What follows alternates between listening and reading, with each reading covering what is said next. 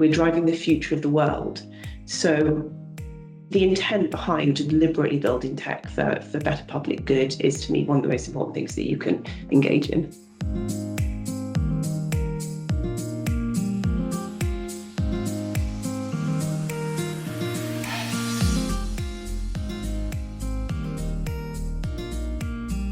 My career's been, I think, a series of happy accidents, really. Very little planning went into it. I was originally a particle physicist, left the field after about 6 years, really due to massive funding cuts, and went into quantitative finance, where I learned a very different kind of data techniques.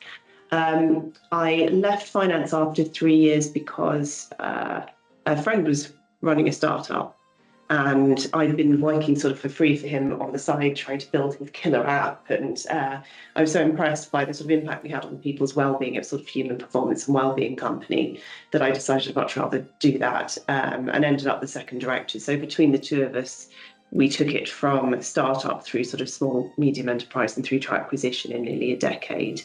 And we exited as COVID hit. So I needed to find something to do, and was sort of perusing internet adverts quite late at night with a glass of wine, and saw this advert for the Director of Data Science in Downing Street. And I think up to that point, I hadn't particularly realised I was a data scientist. We've been building a lot of algorithms and doing a lot of scientific research as part of this human performance, but I sort of read this advert and thought that's me, I could do that, and spent 4.5 years in Downing Street, initially running the data science team to try and generate evidence-based policy making, and then a little bit later on the artificial intelligence team, who are looking to make government more human with artificial intelligence.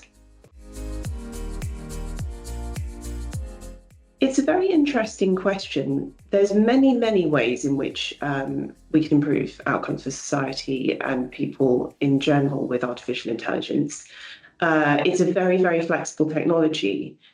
The question for me is often more, will we? It's quite a bifurcated future in my view, and predicting the future, and I talk about this a lot, it's sort of a fool's game. It's not a very good idea. But there definitely are worlds ahead of us in which technology enhances the rich-poor divide and makes the richer people richer, and where other people lose jobs and maybe are less advantaged. It definitely can result in wider inequalities across the board, more bias, less support for people. Although there's a world in which every child, is protected from a very early age and is kept safer, where everybody has opportunities, where everybody has enough money, where health problems are caught earlier for everybody and treated more effectively, and where outcomes are better, across the board for everybody really operating in society.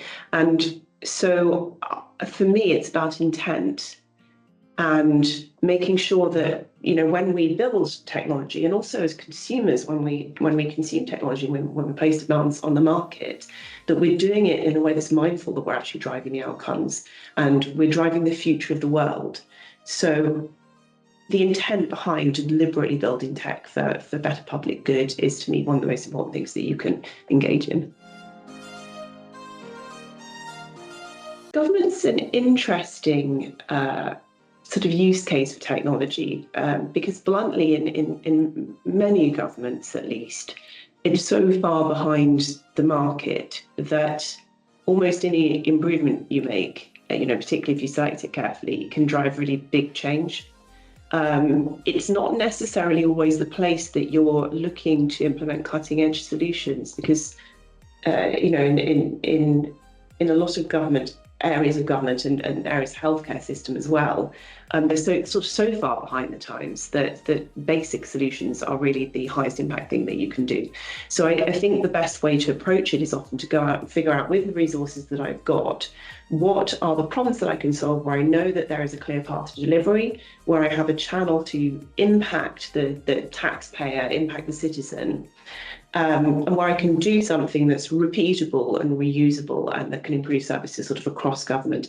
And that's where historically I've tended to try and focus something with an evaluated impact, something that's reusable, something that really reaches people and changes their experience of the world. And I don't care what the technology is terribly, it doesn't have to be cutting edge, it has to work. I think the things that I care about most, that in general I like people to take away from my public speeches, are firstly that we all do have a responsibility for the future, particularly of technology, and that that's something you can get actively involved in. And if you care about the world being improved by technology, now's the time to do something. I also like people to take away a sense of mission more broadly. I think one of the things that I've shown through my career so far is that you really can achieve pretty much anything if you are ruthlessly laser focused on it and relentlessly optimistic. And that is the vibe that I tend to try and bring. So I like people to leave feeling inspired and empowered to do whatever they care about.